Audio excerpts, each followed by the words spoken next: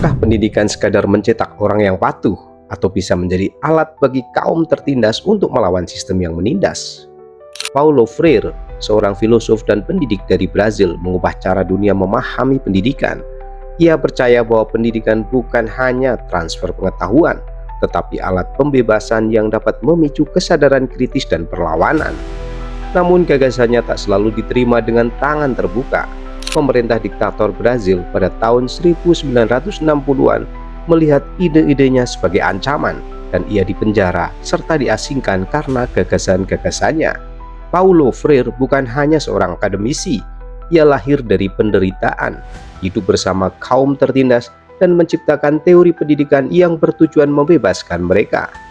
Melalui kisah ini, Alimedia akan mengupas kehidupan Paulo Freire dari masa kecilnya hingga karya monumental yang mengguncang dunia dan bagaimana gagasannya masih hidup hingga saat ini. Inilah biografi Paulo Freire.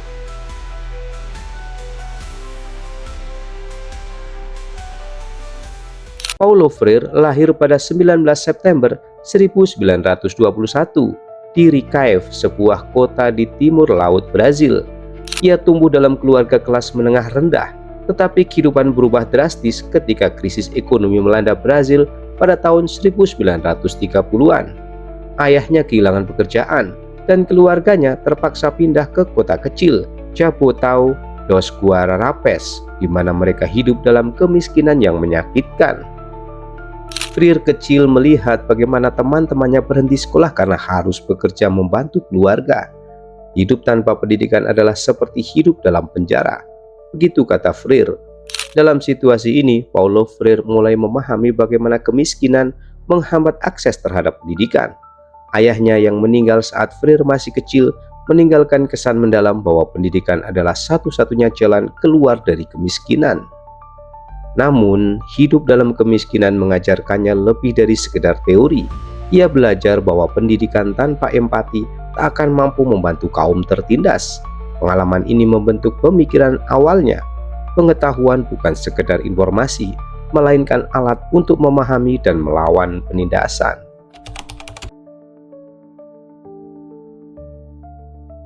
Freire tetap melanjutkan sekolah meski banyak rintangan. Ia berhasil masuk fakultas hukum di Universitas Recife. Namun, hati dan pikirannya justru tertarik pada sosiologi, filsafat, dan linguistik. Meski lulus sebagai sarjana hukum, ia memilih untuk tidak menjadi pengacara dan memulai karir sebagai guru bahasa Portugis. Selama masa kuliah, Freire mulai menyadari bahwa pendidikan tradisional di Brazil bersifat otoriter. Guru dianggap sebagai pemegang kebenaran mutlak, sedangkan murid hanyalah penerima pasif. Ia merasa ada sesuatu yang salah dengan sistem ini. Baginya, proses belajar seharusnya dialogis, sebuah hubungan timbal balik antara guru dan murid. Pekerjaan Freire sebagai guru membuatnya lebih dekat dengan komunitas-komunitas miskin. Ia melihat bagaimana pendidikan formal tidak relevan dengan pendidikan sehari-hari muridnya. Dari sini mulai lahir gagasan tentang pendidikan yang kontekstual dan berbasis pada pengalaman hidup. Paulo Freire meluncurkan proyek besar pada awal 1960-an, program pemberantasan buta huruf untuk petani di Brazil. Proyek ini tidak hanya mengajarkan baca tulis, tetapi juga membangkitkan kesadaran kritis pada petani terhadap kondisi sosial politik yang menindas mereka. Ia mengajarkan mereka membaca dengan menggunakan kata-kata dari pengalaman hidup mereka sendiri, misalnya seperti tanah dan kerja. Dengan cara ini, pendidikan menjadi alat yang relevan dengan realitas sehari-hari. Metode ini kemudian berkembang menjadi konsep pendidikan revolusioner yang ia tuliskan dalam bukunya Pedagogy of the Oppressed. Freire menyebut bahwa pendidikan bisa menjadi dua hal. Satu, menjadi instrumen penindasan, di mana pendidikan hanya mentransfer pengetahuan dan menjaga status quo. Yang kedua, instrumen pembebasan, di mana pendidikan memungkinkan orang untuk memahami kondisi penindasan dan melawannya. Ia menyebut metode tradisional sebagai banking education, yaitu pendidikan yang memperlakukan murid seperti tabungan kosong yang harus diisi oleh guru. Freire mengkritik keras pendekatan ini karena tidak memberi ruang bagi murid untuk berpikir kritis atau mempertanyakan otoritas. Keberhasilan Freire dalam pemberantasan buta huruf segera menarik perhatian rezim militer Brazil. Pemerintah menganggapnya berbahaya karena metode pendidikan ini membangkitkan kesadaran politik kaum miskin. Pada tahun 1964, Freire ditangkap dan dipenjara selama 70 hari, kemudian diasingkan ke Bolivia dan Chile. Selama masa pengasingan, Freire melanjutkan pekerjaannya dalam proyek pendidikan internasional. Di Chile, ia bekerja sebagai pemerintah dalam program literasi untuk petani dan buruh. Selama ini pula, gagasannya berkembang dan mulai dikenal luas di seluruh dunia. Pada tahun 1969, Freire menjadi profesor tamu di Harvard University dan mulai menulis buku-buku tentang pendidikan dan revolusi.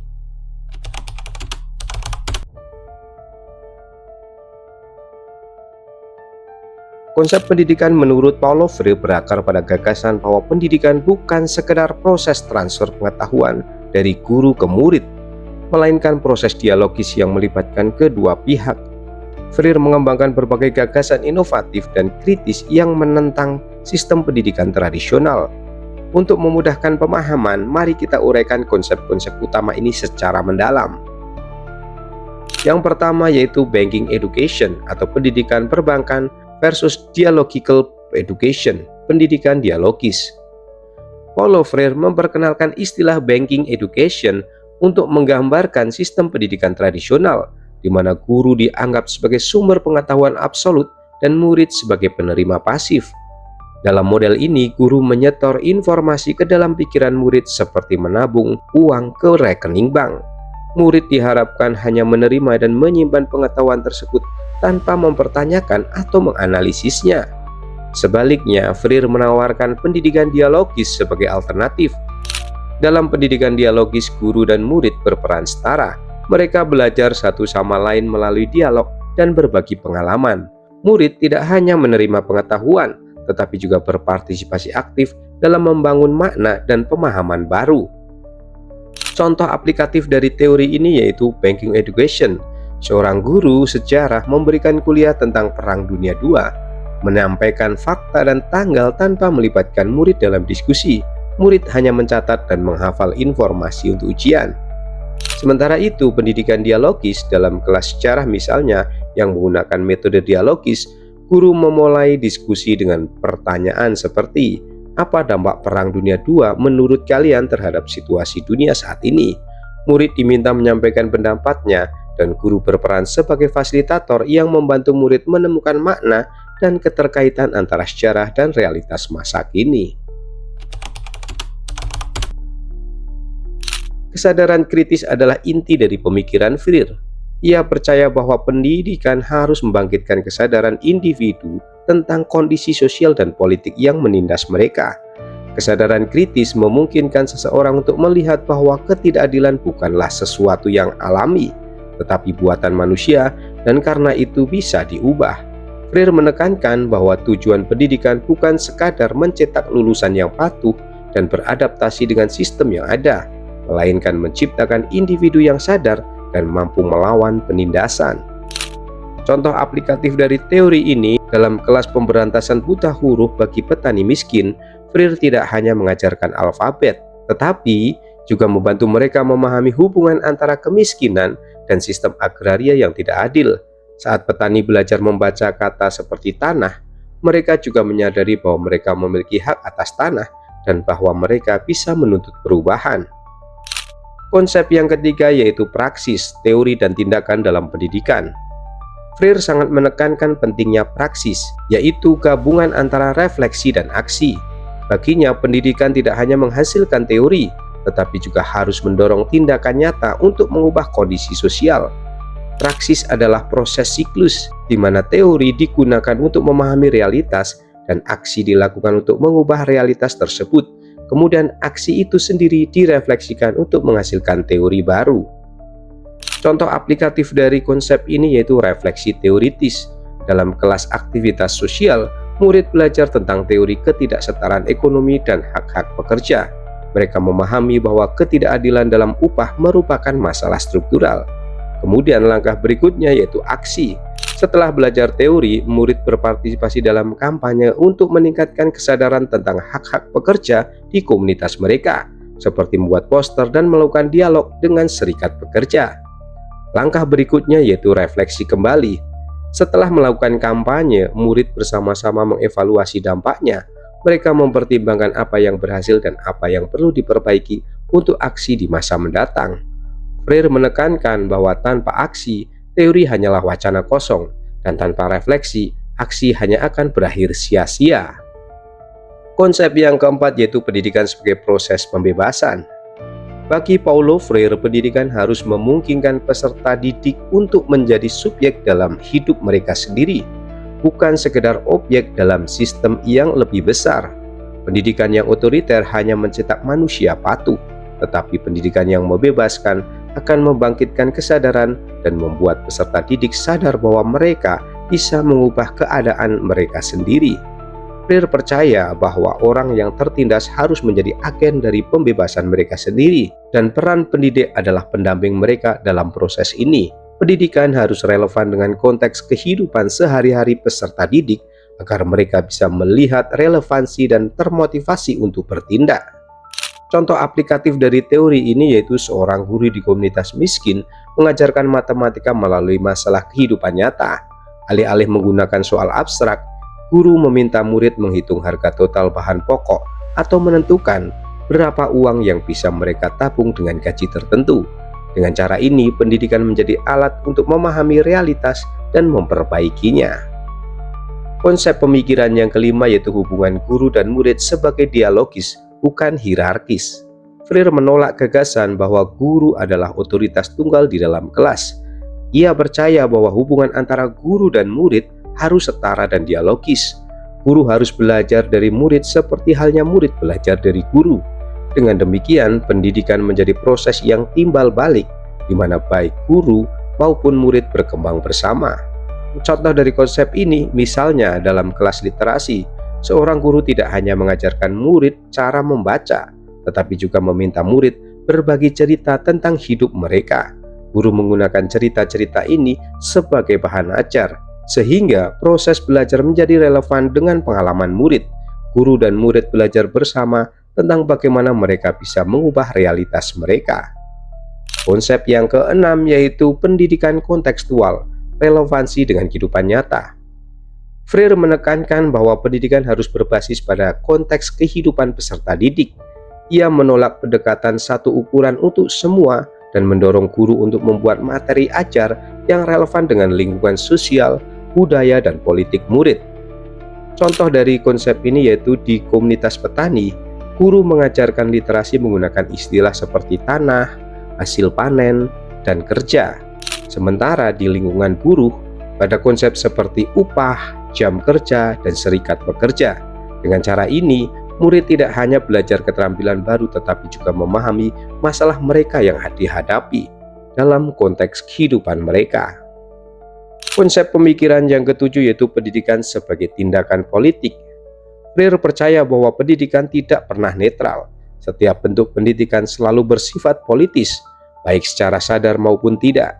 Pendidikan bisa digunakan sebagai alat untuk mempertahankan status quo atau sebagai alat untuk mengubahnya. Oleh karena itu, guru harus menyadari peran politis mereka dalam membantu murid memahami realitas sosial dan memotivasi mereka untuk melakukan perubahan. Paulo Freire mengubah cara dunia memahami pendidikan. Baginya, pendidikan bukanlah proses pasif untuk menyimpan pengetahuan, melainkan alat aktif untuk pembebasan dan perubahan sosial. Melalui dialog, kesadaran kritis, praksis, dan pendidikan kontekstual, Freire memberikan cetak biru bagi pendidikan yang membebaskan dan memberdayakan. Gagasannya tetap relevan hingga saat ini, terutama dalam konteks pendidikan bagi komunitas tertindas dan gerakan sosial di seluruh dunia. Freire mengajarkan bahwa setiap orang adalah agen perubahan dan pendidikan adalah langkah pertama untuk mencapainya.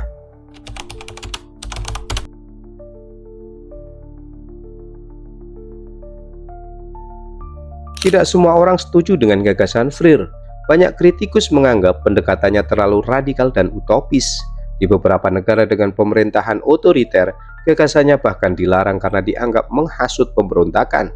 Di sisi lain, ada yang berpendapat bahwa metode dialogis Freire terlalu ideal dan sulit diterapkan di semua konteks pendidikan.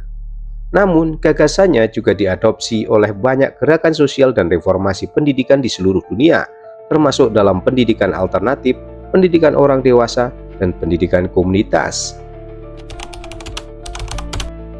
Paulo Freire meninggal pada 2 Mei 1997, tetapi warisannya tetap hidup hingga kini. Buku Pedagogy of the Oppressed telah diterjemahkan ke lebih dari 30 bahasa dan digunakan sebagai referensi dalam gerakan pendidikan kritis di seluruh dunia. UNESCO dan berbagai organisasi pendidikan lainnya mengakui peran penting Freire dalam memajukan hak atas pendidikan sebagai alat pembebasan. Freire mengajarkan bahwa pendidikan bukan hanya tentang mempelajari apa yang sudah ada, tetapi juga tentang menciptakan apa yang mungkin terjadi. Ia membuka mata dunia untuk melihat bahwa pendidikan adalah alat pembebasan, bukan sekedar proses belajar mengajar. Hingga hari ini pemikirannya terus mempengaruhi guru, aktivis, dan reformasi di seluruh dunia. Sebelum mengakhiri konten ini, saya bacakan 3 kutipan penting dari Paulo Freire. Pendidikan tidak mengubah dunia, pendidikan mengubah orang, dan oranglah yang mengubah dunia. Hanya dengan dialog kita menjadi manusia yang utuh. Kesadaran tanpa aksi adalah mimpi, tetapi aksi tanpa kesadaran adalah kebodohan. Sahabat Alimedia, terima kasih sudah menyimak konten ini. Jangan lupa untuk like dan subscribe Alimedia. Terima kasih, sampai jumpa di episode berikutnya. See you next time.